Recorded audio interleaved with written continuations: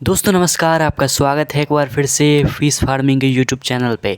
दोस्तों जैसा कि मैंने अपने कल के वीडियो में बताया था कि गोभी के पत्ते और केले के पत्ते से हम कैसे ग्रास कार्प मछली का सफल पालन कर सकते हैं, कितना हम उसका उत्पादन ले सकते हैं और कितना हमें केला का पत्ता और गोभी का पत्ता ग्रास कार्प मछलियों को खिलाना होगा।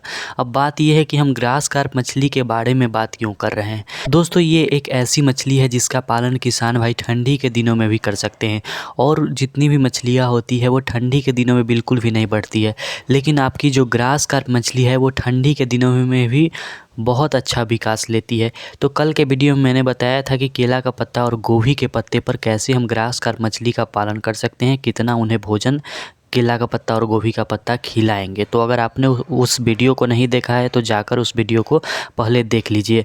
आज के इस वीडियो में हम बात करेंगे कि ग्रास कार्प मछली को और हम क्या क्या खिला सकते हैं ठंडी के दिनों में।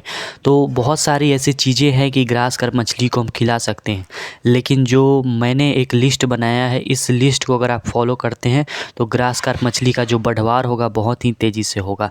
दोस्तों ये मैंने लिस्ट बनाया है कि ग्रास कार्प मछली को हम लोग क्या क्या खिला सकते हैं। ये बहुत ही अच्छा लिस्ट है। ये सब आपको बहुत ही आसानी से आपके आसपास जितने भी हरे चीज़ें हैं वो सब आपको मिल जाएंगे। इस पे आप ग्रास कार्प मछली का जो पालन है वो बहुत ही कम खर्च में या बिना खर्च के, बस आपको मछली के बीज खरीदने में खर्च आएगा, उससे आप इसका पालन कर सकते हैं और बहुत अच्छा उत्पादन ले सकते हैं। दोस्तों चलिए शुरू करते हैं कि ग्रास कार्प मछली को हम क्या क्या खिला सकते हैं। ये बहुत ही अच्छा वीडियो होने वाला है। तो अगर आप हमारे चैनल पर नए होंगे तो चैनल को सब्सक्राइब कर लीजिएगा, क्योंकि मछली पालन से जुड़ी जानकारी हमारे चैनल पे हमेशा आती रहती है। दोस्तों पहले नंबर पे आती है जो सबसे ज़्यादा प्रोटीन वाला भोजन है ग्रास कार्प मछली को, वो है अजोला। अजोला का हम निर्माण करके ग्रास कार्प मछलियों को अगर अजोला खिलाते हैं तो बहुत ही तेज़ी से ग्रास कार्प मछली अजोला पे बढ़ती है। अजोला कहाँ मिलेगा, अजोला का बीज कहाँ मिलेगा? तो अजोला का बीज आपको इंडिया मार्ट पे बहुत ही आसानी से मिल जाता है और बीज भी बहुत अच्छा होता है। दूसरी नंबर पर आती है डकवीड। दोस्तों डकवीड क्या होता है? तो ये भी ग्रास कार्प मछली का एक तरह से भोजन है। दोस्तों ये आपको बरसात के दिनों में बहुत ही आसानी से मिल जाता है, अभी भी मिल सकता है, अभी भी इसका बीज आपको इंडिया मार्ट पे मिल जाएगा। अब बात करते हैं कि अगर हम डकवीड का बीज खरीदते हैं तो उसे कैसे बनाएं। तो डकवीड का जब आप बीज कहीं से लाइएगा या कुछ डकवीड कहीं पानी में से लाइएगा, नाली में से या कोई भी तालाब में से, तो एक गड्ढा आपको खन लेना है।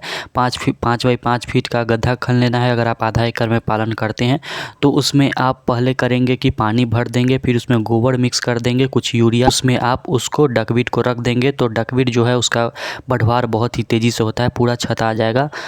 1 केजी अगर आप लाते हैं तो 4 से 5 दिन में वो 10 केजी से 15 केजी तक हो जाएगा और डेली इसका बढ़वार होता है। तो आप खिलाते जाइए, डकवीड बढ़ते जाएगा, डकवीड की कमी नहीं होगी। अब आपको समय समय पर गोबर भी उसमें डालना है।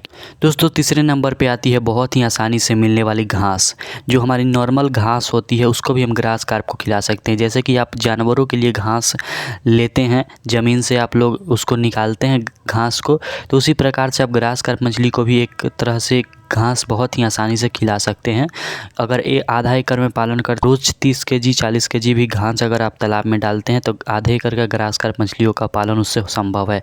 दोस्तों चौथी नंबर पे आती है सब्जियों के पत्ते। आपके घर में बहुत तरह के सब्जियां आती होंगी, उसके पत्ते आप ग्रास कार्प मछली को खिला सकते हैं। 5वें नंबर पे आती है जलकुंभी। जलकुंभी जो तालाब में होती है उसे भी खाती है, कमल को भी खाती है। अगर आपके आसपास खर है तो खर को भी खा जाएगी। फिर से आता है सबसे अच्छा भोजन में केले के पत्ते को भी ग्रास कार्प मछली बहुत ही तेज़ी से खाती है। केले को डंठल जो होता है, केला का स्टीम को भी खाता है। और फिर से बांस का पत्ता को भी बहुत तेज़ी से ग्रास कार्प मछली खाती है।